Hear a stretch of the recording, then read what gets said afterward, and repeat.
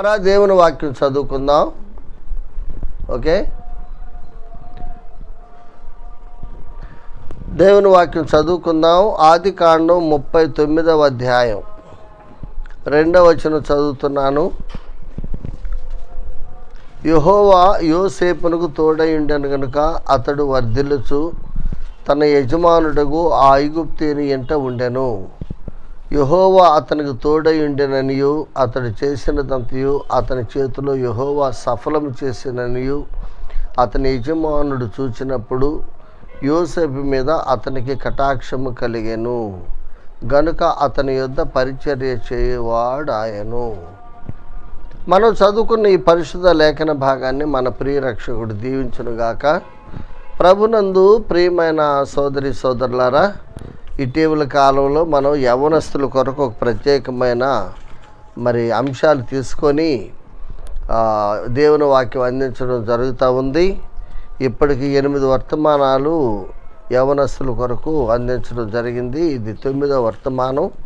ఈ వర్తమానంలో కూడా యోసేపు జీవితంలో మనం కొన్ని సత్యాలు, యవ్వనస్తులైన బిడ్డలు ఎలాగూ తమ యొక్క జీవితాన్ని సాఫల్యం చేసుకోవాలి అనే సత్యాన్ని మనం చూస్తున్నాం. ఇప్పుడు ఇక్కడ మనం చదువుకున్న సందర్భం చూస్తే యోసేపు ఐగుప్తులో ఉన్నాడు, తండ్రి ఇంట్లో లేడు.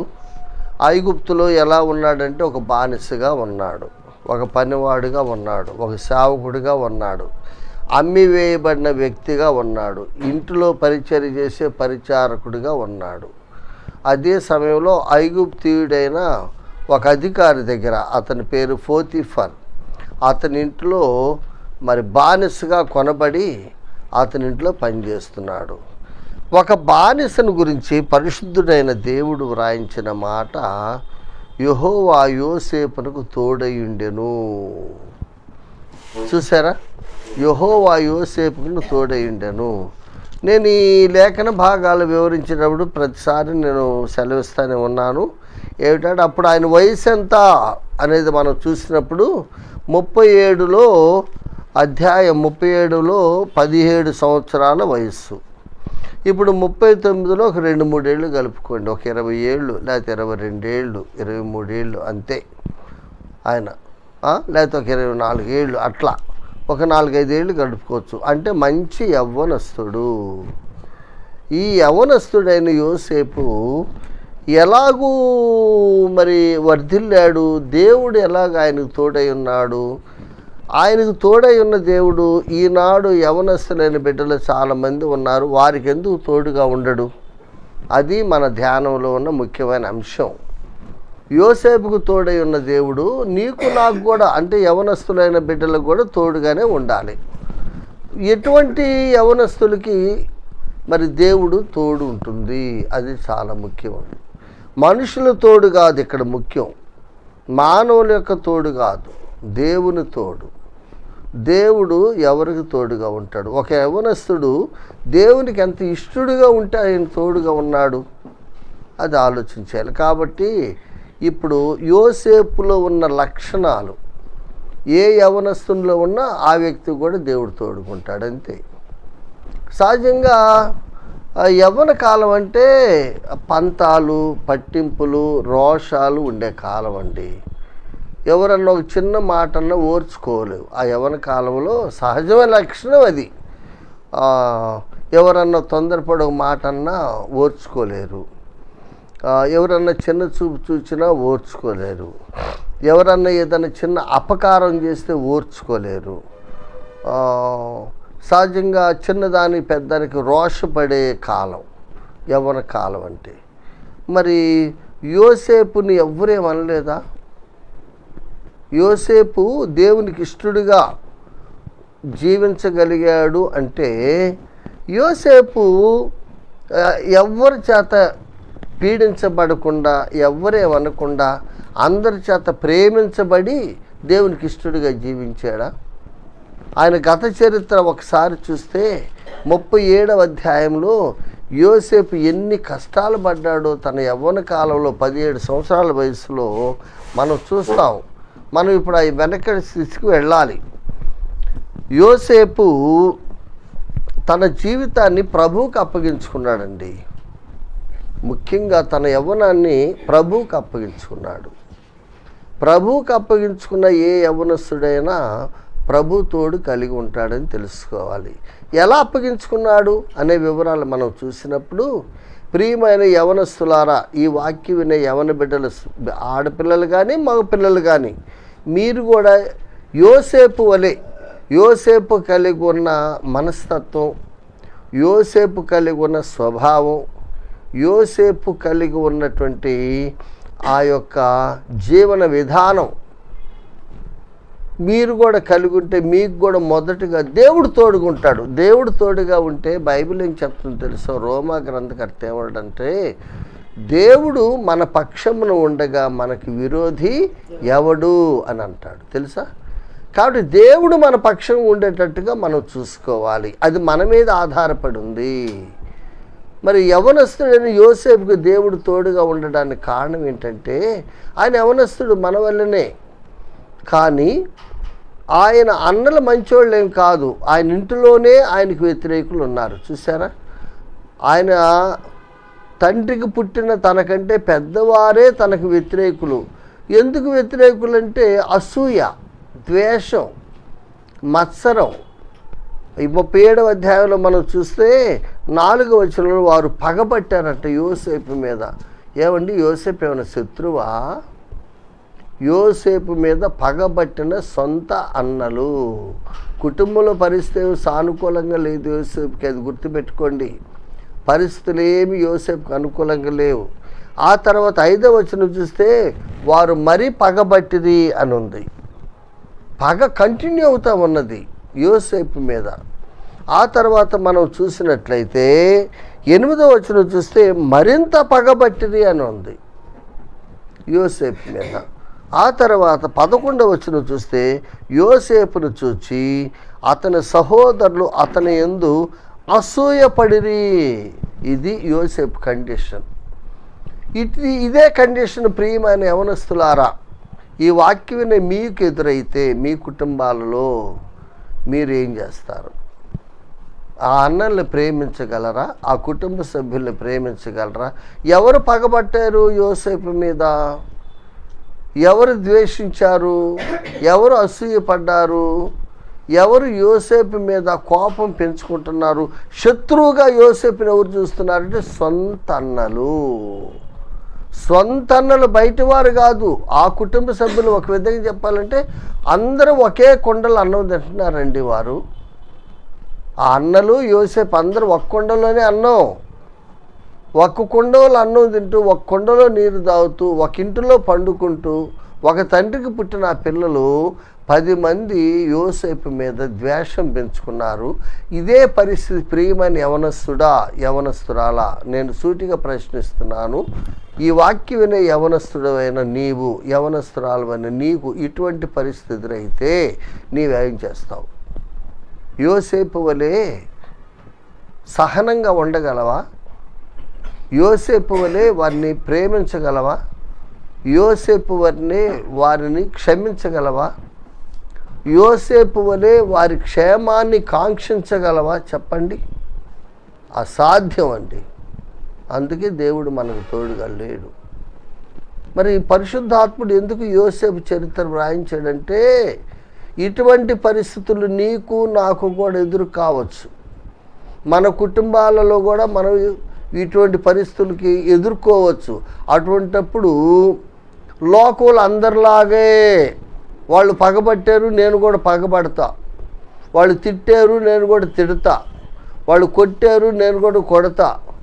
వారు నన్ను ఏదైనా చేయడానికి కాచుకొని ఉన్నారు, నేను కూడా ఛాన్స్ కోసం, టైం కోసం ఎదురు చూస్తా. అటువంటి జీవన శైలి ఉంటే దేవుని తోడు ఉండదు.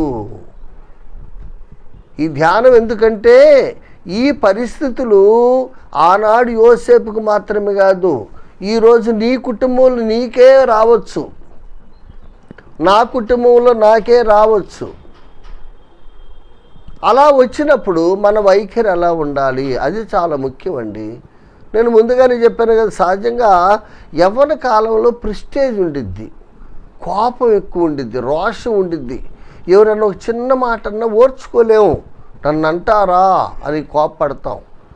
ఎవరన్నా మనకి అపకారం చేస్తే మనం ఆ వ్యక్తికి తిరిగి అపకారం చేయడానికి సమయం కోసం వేచి చూస్తాం. ఆ వ్యక్తిని క్షమించలేము, ఎందుకంటే యవ్వన కాలం పరిస్థితి అటువంటిది. మరి యోసేపు కూడా యవ్వనస్తుడు కదా. మరి యోసేపు అన్నలు అనిష్కారణంగా, యోసేపు తప్పేమి లేకుండా, యోసేపు వైపు నుంచి ఎటువంటి మరి కారణం లేకుండా యోసేపుని ద్వేషిస్తున్నారండి. యోసేపు మాట చెప్తే చాలు వారికి అసహ్యం. ఇటువంటి పరిస్థితులు యోసేపు ఎటువంటి వైఖరి కలిగి ఉన్నాడు. ఆ వైఖరిని బట్టి దేవుని తోడు యోసేపుకు ఉన్నది. మనం కూడా యోసేపు వలె ఇటువంటి పరిస్థితులు ఎదుర్కొన్నప్పుడు మన కుటుంబాల్లో కావచ్చు, మన పరిసర ప్రాంతాల్లో కావచ్చు, యోసేపు లాంటి జీవన శైలి మనకుంటే మనకు కూడా దేవుడు తోడుకుంటాడు. చూడండి, ఇప్పుడు యోసేపు అన్నలో యోసేపుని ద్వేషించారు కదా. ఒక రోజు సాయంత్రం వేళ వాళ్ళ తండ్రి యాకోబు గారు యోసేపుని పిలిచాడు. యోసేపుని పిలిచి 12, 13, 14 వచనాల్లో ఏమంటాడంటే, మీ అన్నలు షెకెములో మన మందను మేపటానికి తోలుకొని వెళ్ళారయ్యా, షెకెములో. కాబట్టి నీవు ఒక పని చేయాలి. ఏం చేయాలి డాడీ అంటే, నీవు మీ అన్నల దగ్గరికి వెళ్ళి నీవు వాళ్ళ యోగక్షేమాలు కనుక్కొని మరలా నా దగ్గరకు వచ్చి అయ్యో నాకు విషయాలు చెప్పాలన్నాడు. ఈ పరిస్థితిలో నేను మరలా నేరుగా సూటిగా మిమ్మల్ని ఒక ప్రశ్న అడుగుతున్నా. ఒకవేళ ఇటువంటి పరిస్థితుల్లో నీవుండి నీకే మీ డాడీ ఇటువంటి పని చెప్తే నీవేమంటావు? వెళ్తానంటావా? ఇక్కడ యోసేపు ఓకే డాడీ మంచిది అన్నాడు. చూసారా, 14వ వచనంలో మంచిది అని అన్నాడు అతను. తెలుసా, ఏం ఎదురు చెప్పలా. మామూలుగా మనమైతే ఏం చేస్తామంటే, డాడీ అన్నల పరిస్థితి నీకు తెలుసు కదా, వారు నా మీద ఎంత కక్ష పెట్టుకున్నారో తెలుసు. ఎందుకంటే ఒక్క మాట చదవండి, 11వ వచనంలో చివరి మాట చదువుతా, 37వ అధ్యాయము. అయితే అతని తండ్రి ఆ మాట జ్ఞాపకముంచుకొనెను.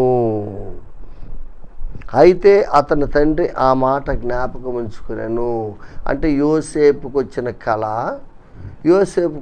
కళ ఇంట్లో చెప్పినప్పుడు వాళ్ళ సహోదరులు ప్రవర్తన అదంతా యాకోబు జ్ఞాపకం ఉంది. యోసేపుని అన్నలు ద్వేషిస్తున్నారని యాకోబుకి తెలుసు తండ్రికి. అయినా కూడా యోసేపుని పంపడానికి ఇష్టపడుతున్నాడు.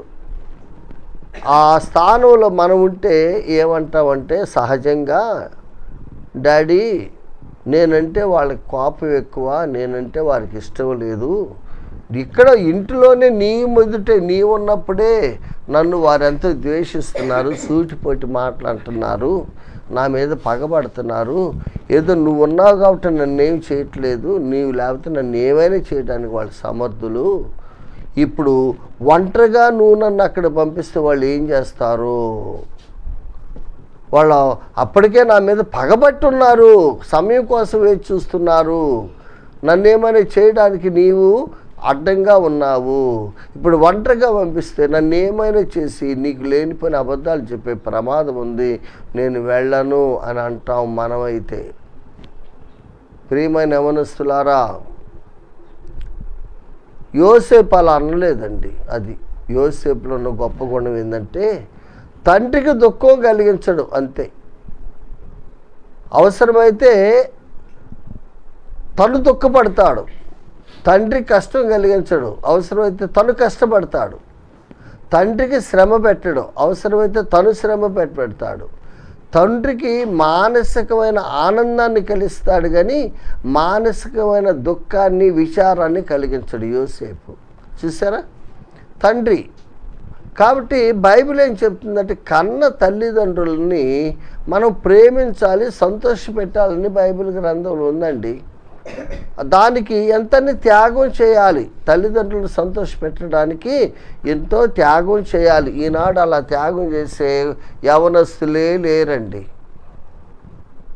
ఆ యవనస్తుల కోసం నీ ఒక అబ్బాయి ఒక అమ్మాయి యవనస్తుడిగా రావాలంటే 10 ఏళ్ళు, 15 ఏళ్ళు, 20 ఏళ్ళు, 25 ఏళ్ళు అమ్మా నాన్న ఎంతో కష్టపడి ఎంతో చాకిరీ చేసి వారి కోసం ఎంతో సొమ్ము ధారపోసి వారిని పెద్దోళ్ళని చేస్తే వారు యవనస్తులైన తర్వాత అమ్మా నాన్న చూసేవారు, అమ్మా నాన్న సంతోషం కోసం కోరుకునే యవనస్తులు ఈ రోజుల్లో చాలా తక్కువ మంది ఉన్నారు. అటువంటి వారికి దేవుని తోడుండదు. అర్థమవుతుందా ప్రియమైన యవనస్తుడా? నీవు చక్కగా 20 ఏళ్ళ వయసు వచ్చింది, 25 ఏళ్ళ వయసు వచ్చింది, మంచి చదువు చదివావు. ఎవరు చదివించారు? నీ కష్టార్జితం కాదు, నీ ముసలి తల్లిదండ్రుల కష్టార్జితంతో నీవు చదివావు. నీ ముసలి తల్లిదండ్రులు నీకు మంచిగా ఒక అబ్బాయిని లేదా ఒక అమ్మాయిని చూసి నీకు వివాహం చేశారు. నీకు మంచి ఒక దాంపత్య జీవితాన్ని వాళ్ళు ప్రసాదించారు. వారు నీ కొరకు ఒక ఇల్లు సిద్ధం చేశారు. వారు పెట్టుబడి ద్వారా చదువుకొని నీవు ఒక మంచి ఉద్యోగస్తురాలు అయ్యావు. ఈనాడు 1000, 5 అంకెలు, 6 అంకెలు జీతాలు సంపాదించుకున్నావు. ఇదంతా ఎవరి ప్రయాస? ఆ వృద్ధులైన తల్లిదండ్రుల ప్రయాస. కానీ భార్య రాగానే, ఉద్యోగం రాగానే మొట్టమొదట మర్చిపోయేది అమ్మా నాన్నని. అమ్మా నాన్న క్షేమం వారికి పట్టదు. ఈనాడు చాలామంది యవనస్తులు గొప్ప ఉద్యోగాలు చేస్తూ గొప్ప పట్టణాల్లో విలాసవంతమైన జీవితం జీవిస్తున్నారు. వారిని అంతగా కష్టపడి చదివించి ప్రయోజకులను చేసిన తల్లిదండ్రులు పల్లెటూళ్ళల్లో సరిగా తినటానికి మంచి తిండి ఉండదు, కట్టుకోవడానికి మంచి బట్ట ఉండదు, ఉండటానికి సరైన ఇల్లు ఉండదు, ఒక టాయిలెట్ సౌకర్యాలు ఉండవు, ఏమీ ఉండవు. అల్లాడిపోతున్నారు. వాళ్ళని గమనించే వాళ్ళు, వాళ్ళ గురించి ఆలోచించే యవనస్తులే ఈనాడు కరువైపోయారు. యోసేపు అలాంటి వాడు కాదు. నీవెలాంటి వాడు యవనస్తుడా? మీ అమ్మా నాన్న జ్ఞాపకం ఉన్నారా? మీ అమ్మా నాన్న కొరకు నువ్వేం చేస్తున్నావు? బైబిల్ ఏం చెప్తుందో తెలుసా? ఒకసారి బైబిల్ గ్రంథాన్ని చూడండి. బైబిల్ గ్రంథము 17వ అధ్యాయము, సామెతల గ్రంథం. ఇవన్నీ మనం తెలుసుకోవాలండి. సామెతల గ్రంథము 17వ అధ్యాయము 25వ వచనం చదువుతున్నా. బుద్ధిహీనుడకు కుమారుడు తన తండ్రికి దుఃఖము తెచ్చును, తన్ను కనిన దానికి అట్టివాడు బాధ కలుగుచేను. అంటే అమ్మా నాన్ననిద్దరిని ఏడిపిస్తారండి పిల్లలు. ఈ రోజుల్లో చాలామంది పిల్లలు కన్నందువల్ల వారి ప్రవర్తన తల్లిదండ్రులకి దుఃఖం కలిగిస్తూ ఉంది. వారి కోసం వారు ఎంతో కష్టపడ్డారండి. రెక్కల ముక్కలు చేసుకొని అమ్మా నాన్న ఎంతో కష్టపడి వారిని చదివించి ప్రయోజకులు చేస్తే ఈనాడు 1000, లక్షల జీతాలు సంపాదించుకుంటూ అమ్మా నాన్న క్షేమాన్ని కోరుకునేవారు అసలు వారు ఎలా ఉన్నారు, వాళ్ళకి ఎటువంటి సౌకర్యాలు ఉన్నాయని ఆలోచించే యవనస్తులు లేరండి. ఇటువంటి వాళ్ళు తల్లిదండ్రులకి దుఃఖం కలిగించక ఆనందం కలిగిస్తారా? మరి యోసేపు కూడా యవనస్తుడే కదా. యోసేపుకి అసలు నేను వెళ్ళను అన్నల దగ్గరికి అంటానికి రీజన్ కూడా ఉంది. వాళ్ళు మంచోళ్ళు కాదని తండ్రికి కూడా తెలుసు. ఈ చిన్నవాడని యోసేపు మీద వారు కక్ష పెంచుకున్నారు. ఒంటరిగా దొరికితే ఏమైనా చేస్తారని తండ్రికి కూడా తెలుసు. వాళ్ళు ద్వేషిస్తున్నారని తండ్రికి కూడా తెలుసు, యోసేపుకి కూడా తెలుసు.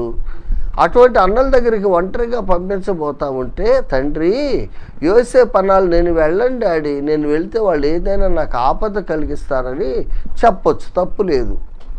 కానీ అలా చెప్తే తండ్రికి దుఃఖం. అది తండ్రికి దుఃఖం కలిగించటం యోసేపుకి ఇష్టం లేదు.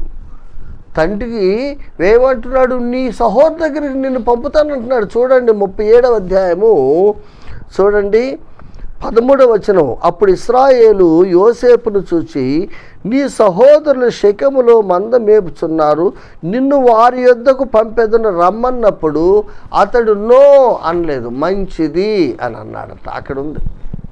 అతడు నో అల్ల, మనమైతే నో అంటాం, ఎందుకంటే అన్నలు మంచోళ్ళు కాదు. కానీ యోసేపు ఎస్ అన్నాడు. ఎందుకన్నాడు? అన్నలు ఏదైనా మారిపోయారు మంచోళ్ళని కాదు.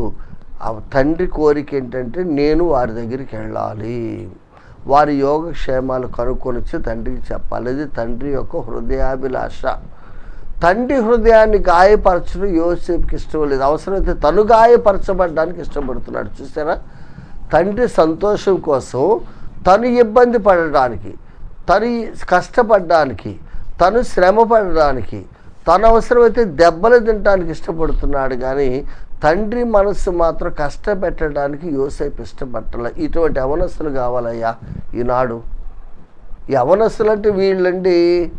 ఇప్పుడు యవనస్తులంతా వాళ్ళ సుఖం వాళ్ళు చూసుకుంటున్నారండి. ఈ వృద్ధులైన అమ్మా నాన్న వాళ్ళ ముసలితనంలో వాళ్ళు ఏమైపోతున్నారు.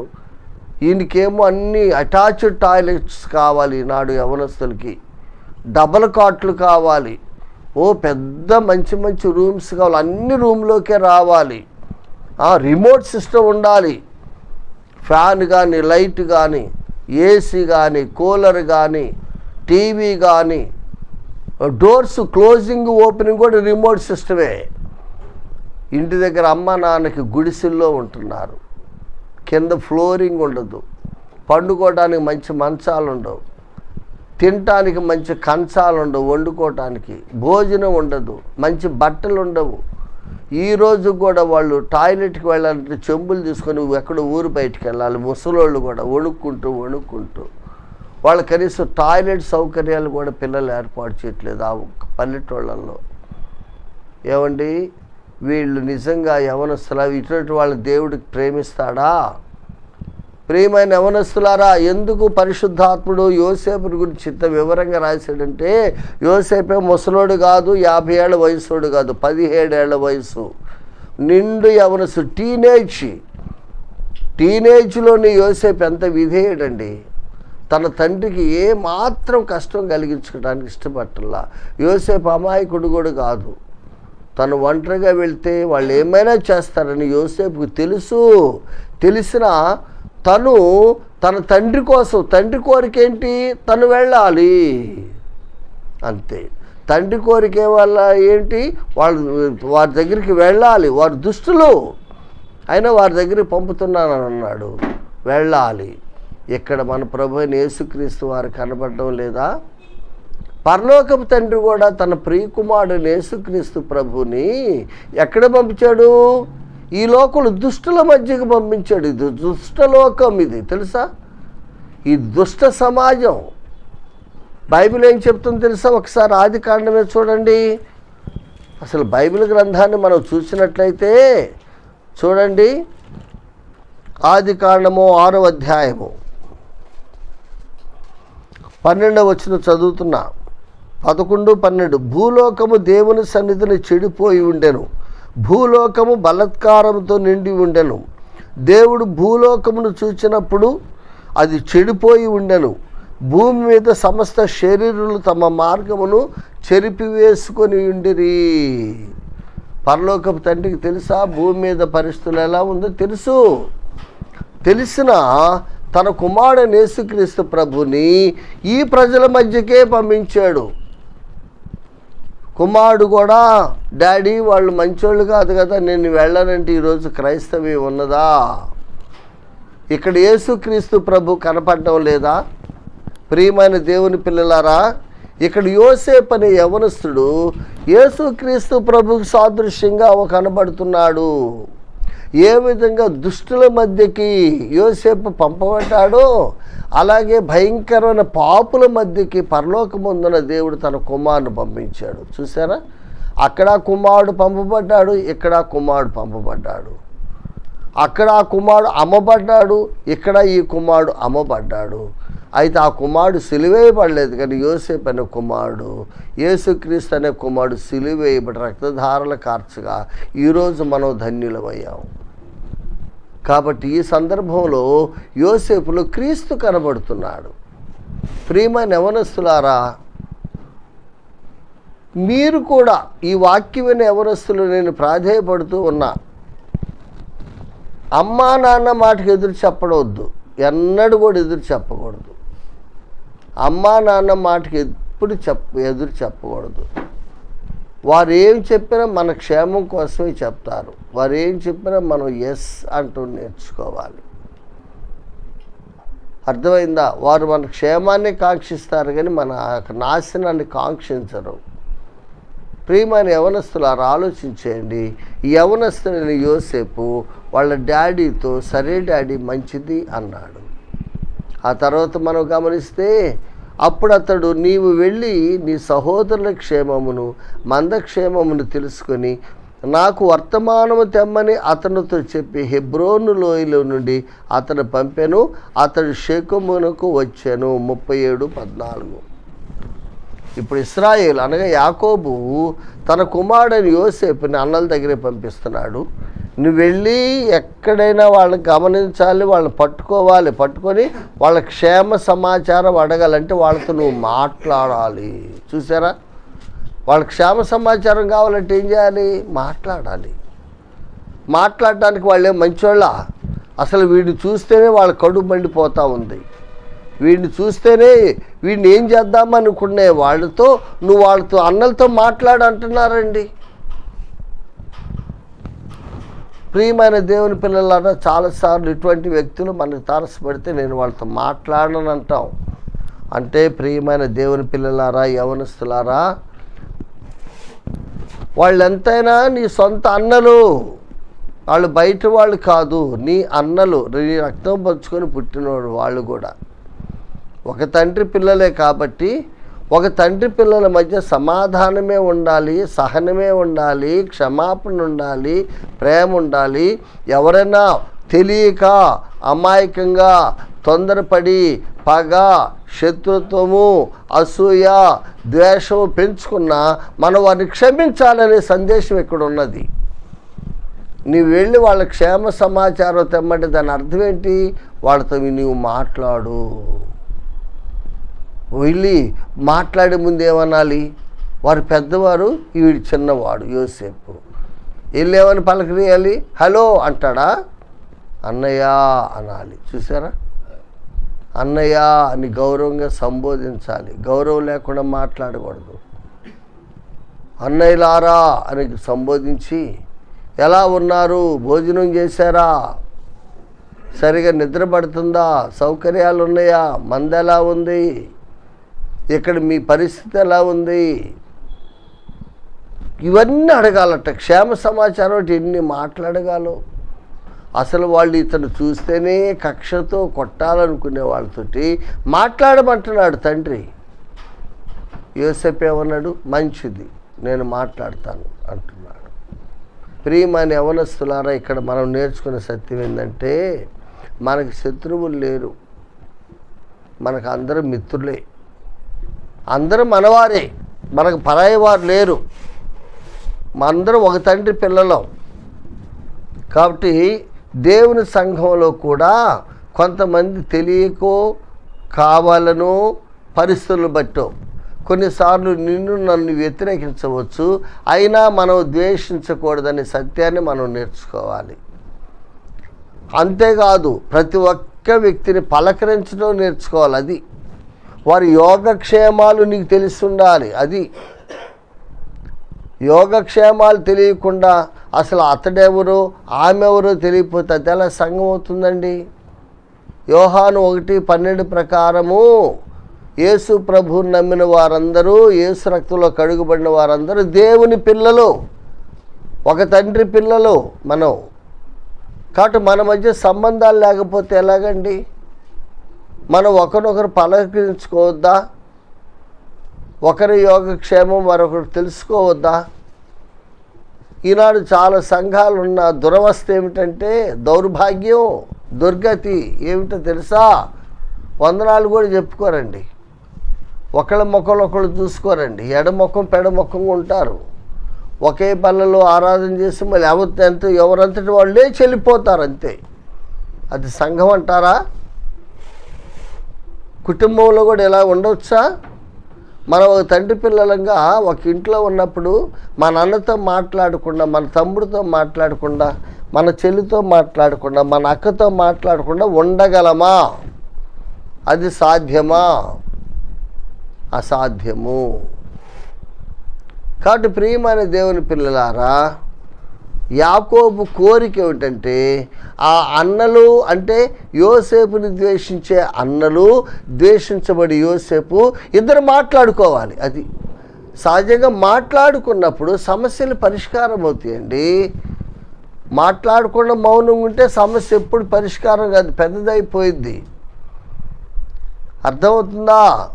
వారి మధ్య సంభాషణ పెరగాలి, వారి మధ్య యోగక్షేమాలు అడుక్కోవాలి. యాకోబు కూడా ఏమన్నాడు?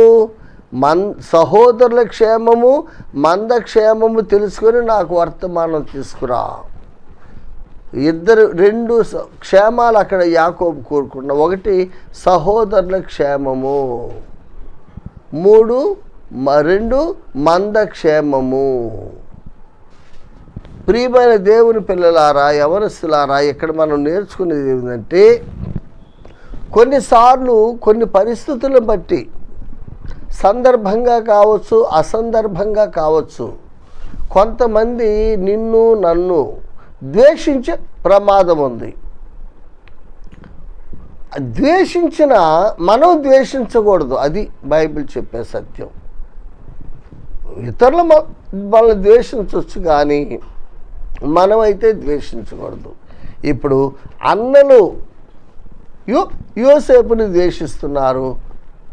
యోసేపు అనే ఆ చిన్నవాడు అన్నలను ప్రేమిస్తున్నాడు. తండ్రి మాటకు లోబడి మరి హెబ్రోను లోయలో నుండి షెకెము అనే ప్రాంతానికి యోసేపు వచ్చాడు అన్నల కోసం వెతుక్కుంటూ.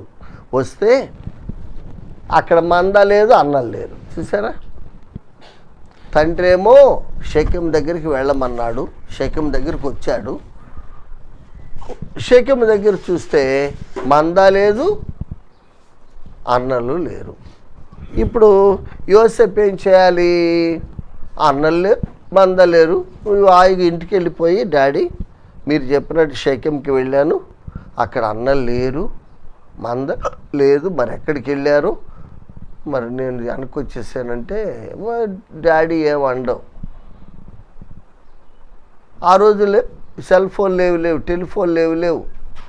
ఆ రోజు చెప్పేవాళ్ళు ఎవరు ఉండరు. కానీ యోసేపు అటువంటి వాడు కాదు. తండ్రికి మంద క్షేమం కావాలి, తండ్రికి అన్నల క్షేమం కావాలి. మంద లేదు, అన్నలు లేరు. ఇప్పుడు ఏం సమాచారం చెప్పాలి తండ్రికి? డాడీ నాకు కనపడలేదు, నువ్వు షెకెముకి వెళ్ళమన్నావు, నేను షెకెముకి వెళ్ళాను, అక్కడ కనపడలేదు, నేను తిరిగి వచ్చానంటే తండ్రికి సంతోషమా? నువ్వు ఎతకొచ్చు కదా అంటాడు, ఎవరన్నా అడగొచ్చు కదా అని అంటాడు. ఎక్కడికి వెళ్తారు? ఇంకో చోటుకి వెళ్ళి ఉంటారేమో, చూడొచ్చు కదా అంటాడు. ఏదో సాగు చెప్పి తప్పించుకునేవాడు కాదు యోసేపు. పట్టుదల కలిగిన వాడు.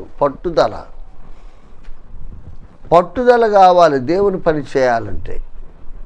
తండ్రి చెప్పిన పని చేయడానికి యోసేపుకి పట్టుదల ఉంది. ప్రియమైన యవనస్తులారా, పట్టుదల కావాలి.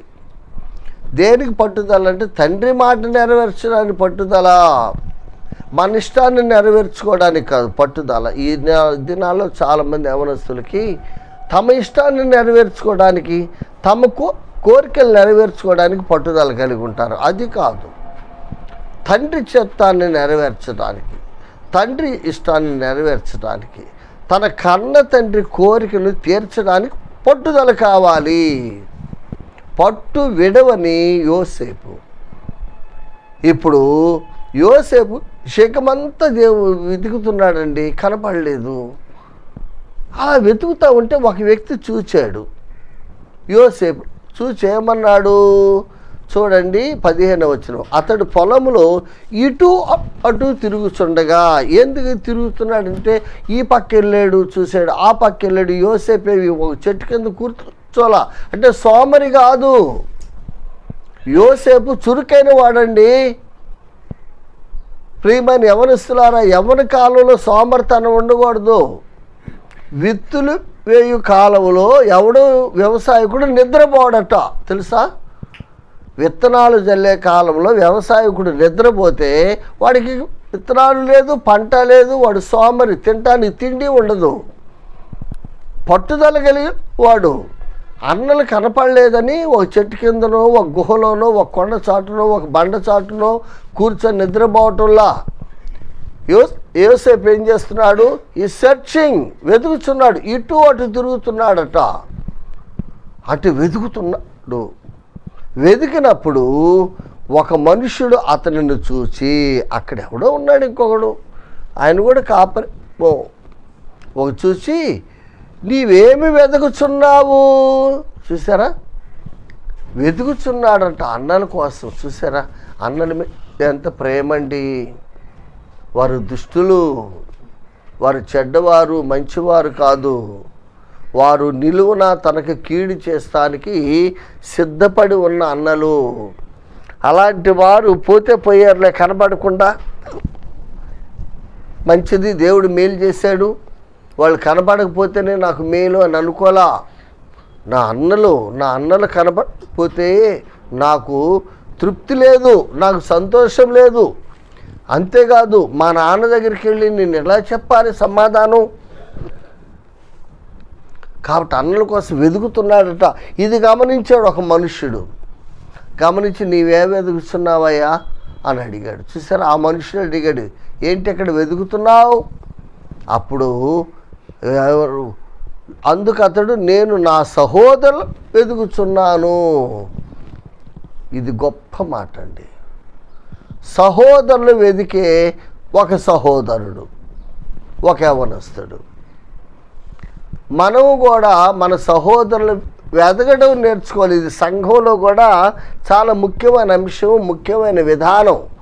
చాలా సంఘాల్లో కొంతమంది సహోదరులు వెనకబడిపోతున్నారు, కొంతమంది సహోదరులు ఆగిపోతున్నారు, కొంతమంది సహోదరులు ఆయా కారణాలు చెప్పి ఇంటి దగ్గరే ఉంటారు, కొంతమంది సహోదరులు ఆయా సాకులు చెప్పి అలుగుతారు, కొంతమంది సహోదరులు వేరే వ్యాపకాలలో పడిపోయి దేవుని సన్నిధిని నిర్లక్ష్యం చేసి బ్యాక్ స్లైడర్స్ అయిపోతూ ఉన్నారు.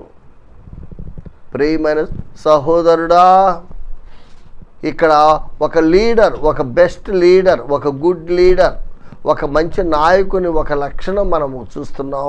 ఒక నాయకు లక్షణం ఏంటంటే, ఏదైనా నీ మందలో వ్యక్తులు, నీ సంఘంలో వ్యక్తులు ఎవరైనా కనబడకపోతే నీవే చేయాలి?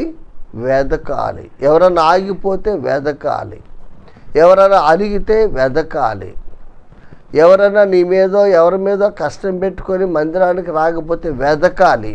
అంటే వారింటికి వెళ్ళాలి, వారిని వెతుక్కుంటూ వెళ్ళాలి, వారిని పరామర్శించాలి.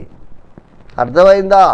వారిని తిరిగి మందలోకి తెచ్చే వరకు వెతకాలండి. అక్కడ యోసేపు భాష చూడండి. అందుకతడు, నేను నా సహోదరులను వెదకుచున్నాను, వారు ఎక్కడ మందని మేపుచున్నారో అది దయచేసి నాకు తెలుపుము. చూసారా, వాడు ఏం చేస్తున్నారు? సహోదరులు మందని మేపుతున్నారు.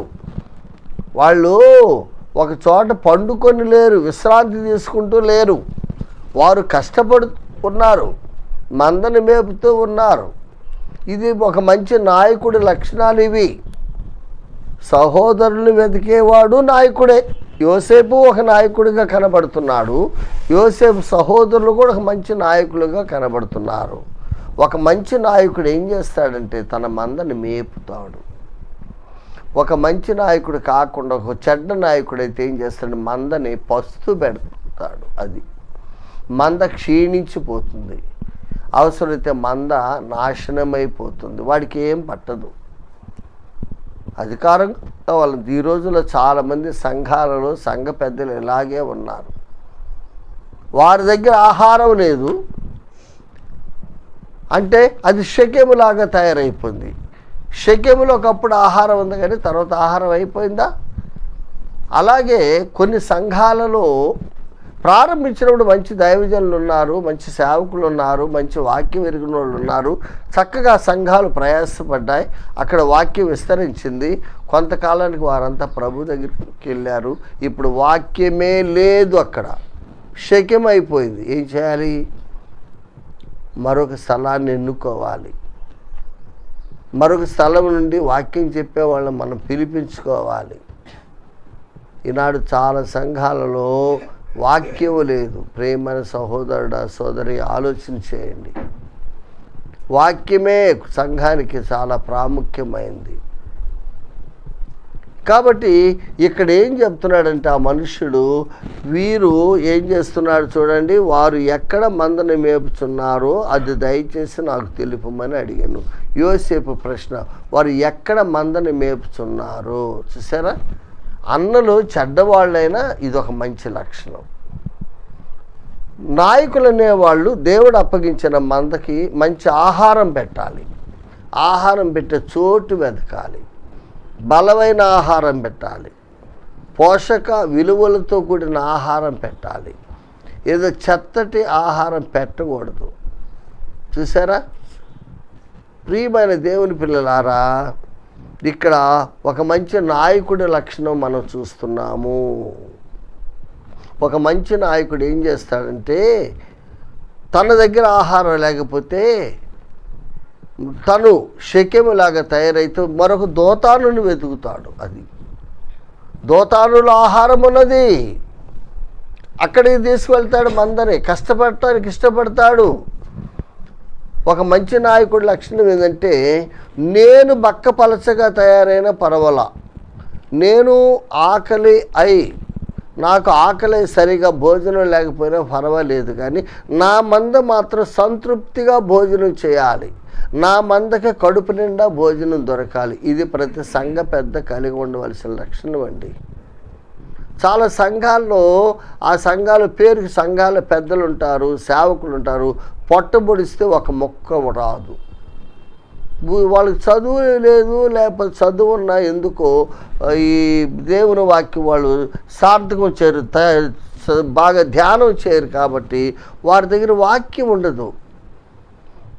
మరి ఆ సంఘంలో ఉన్న సభ్యులకే వాక్యం కావాలి. వీళ్ళేమో నాయకులుగా ఉన్నారు, సేవకులుగా ఉన్నారు, సంఘ పెద్దలుగా ఉన్నారు. అయితే వీరి దగ్గర వాక్యం లేదు. ఏం చేయాలి? మందేమైంది? క్షీణించిపోతూ ఉండిద్ది. ఈ కొంతమంది సేవకులు ఏం చేస్తారంటే, మా దగ్గర ఉన్నదే పెడతాం, మేము ఎవరిని పిలవం, మా సంఘానికి ఎవరిని రానియం, ఎవరు రావడానికి వీల్లేదు, ఎవరు వాక్యం చెప్పడానికి వీల్లేదు, మేమే చెప్తాం. అయ్యో, మీ దగ్గర సమృద్ధి అయిన వాక్యం లేదు, తృప్తికరమైన వాక్యం లేదు, ఎవరన్నా దేవుని సేవకులు పిలిపించండి అంటే ఒప్పుకోరు. వాళ్ళకి వాక్యం తెలియదు, చెప్పేవాళ్ళని రానివ్వరు. ఇటువంటి వాళ్ళు కొంతమంది. కానీ యాకోబు కుమారులు చాలా మంచివాళ్ళు. వీళ్ళ దగ్గర ఒక మంచి లక్షణం ఉందండి. ఏమిటంటే, మంద బలహీనమైపోవటం వారికి ఇష్టం లేదు. షెకెంలో ఉంటే మంద బలహీనమైపోయింది, ఎందుకంటే అక్కడ ఆహారం లేదు. వాళ్ళు అనుకున్నారు, ఇప్పుడు షెకెముల ఆహారం అయిపోయింది, మంద బలహీనమైతే డాడీ బాధపడతాడేమో, ఎందుకంటే తండ్రి మంద. కాబట్టి ఈ మందకు మంచి ఆహారం ఎక్కడని వెదకి వెదకి వెదకి వెదకి దోతానులో ఉందని తెలుసుకొని దోతానికి వెళ్ళారండి మందను తోలుకొని. ప్రియమైన దేవుని పిల్లలారా, ఇక్కడ మనం నేర్చుకునే పాఠం ఏంటంటే, యవనస్తులారా ఆలోచన చేయండి. యవనస్తుడైన యోసేపు ఎలాగూ హెబ్రోను లోయలో నుండి షెకెముకి వెళ్ళాడు. షెకెము నుండి దోతానికి వెళ్ళి వాళ్ళ అన్నను కలుసుకున్నాడు. అర్థమైందా? కాబట్టి మనం కూడా ఆహారం కోసం, వాక్యాహారం దొరికే చోటు ఎక్కడుంటే అక్కడికి వెళ్ళి వాక్యం వినాలి, వాక్యం నేర్చుకోవాలి. వాక్యం నేర్చుకుంటేనే కదా వాక్యం మనం చెప్పగలం. ఈనాడు యవనస్తులు చాలామందికి వాక్యం లేదండి. యవనస్తులు అందుకే దేవుని చేతిలో బాణాల వంటిగా వాడబట్టం లేదు. సాల్మన్ మహారాజ్ అన్నాడు 127వ కీర్తనలో, యవనస్తులు బలవంతుని చేతులని బాణముల వంటి వారుగా ఉండాలన్నాడు. దాని అర్థం ఏంటంటే, నిజంగా బాణాలుగా ఉండి గాయపరచమని కాదు, దేవుని వాక్యంలో బాగా షార్ప్గా పదునైన వ్యక్తులుగా తయారు కావాలి. కాబట్టి ప్రియమైన దేవుని పిల్లలారా, యోసేపు యవనస్తుడు, యోసేపు అన్నలు కూడా యవనస్తులే. వారు సోమరులు కాదు. యోసేపు సోమరి కాదు, యోసేపు అన్నలు సోమరులు కాదు. యోసేపు అన్నలు ఒక స్థలం నుండి మరో స్థలానికి ప్రయాణం చేస్తున్నారు మందని తీసుకొని. ఎందుకంటే ఆహారం కొరకు. ఆహారం ఎక్కడ దొరికితే అక్కడికి మందను తోలుకెళ్తున్నారు. ఇది మన విధానమై ఉండాలి. మనం కూడా వాక్యం నేర్చుకోవాలంటే గొప్ప గొప్ప దేవుని సేవకులు వాక్యం చెప్తున్నారు, అనేక స్థలాల్లో వెళ్ళి వినాలి. అవసరమైతే దానికోసం మన ఉద్యోగంలో కొన్ని భాగాలు త్యాగం చేయాలి, మన డబ్బులు త్యాగం చేయాలి, మన సమయాన్ని త్యాగం చేయాలి, మన కుటుంబాన్ని త్యాగం చేయాలి, మన సొంత ఆదాయాన్ని త్యాగం చేయాలి, సొంత పనులు త్యాగం చేయాలి, కొంత కష్టపడటానికి ఇష్టపడాలి, మన విశ్రాంతిని త్యాగం చేయాలి. అప్పుడే ఆహారం దొరికిద్ది. ఈనాడు యవనస్తులకి త్యాగాలు చేయడం రాదు. అందుకే యవనస్తులు బలవంతుని చేతిలో బాణముల వంటి వారుగా లేరు. కాబట్టి ప్రియమైన యవనస్తులారా ఆలోచన చేయండి. మీరు యోసేపు వలే, యోసేపు మనస్తత్వం కలిగి ఉండాలి. అంతేకాదు యోసేపు వలే దేవునికి ఇష్టడుగా జీవించడానికి మీరు సిద్ధపడాలి. అప్పుడు ప్రభు కృప మీకు తోడుగా ఉంటుంది. మిగిలిన విషయాలు తర్వాత గ్రంథంలో మనం చూద్దాము. తర్వాత వర్తమానంలో ప్రభు మాటలు దీవించునుగాక.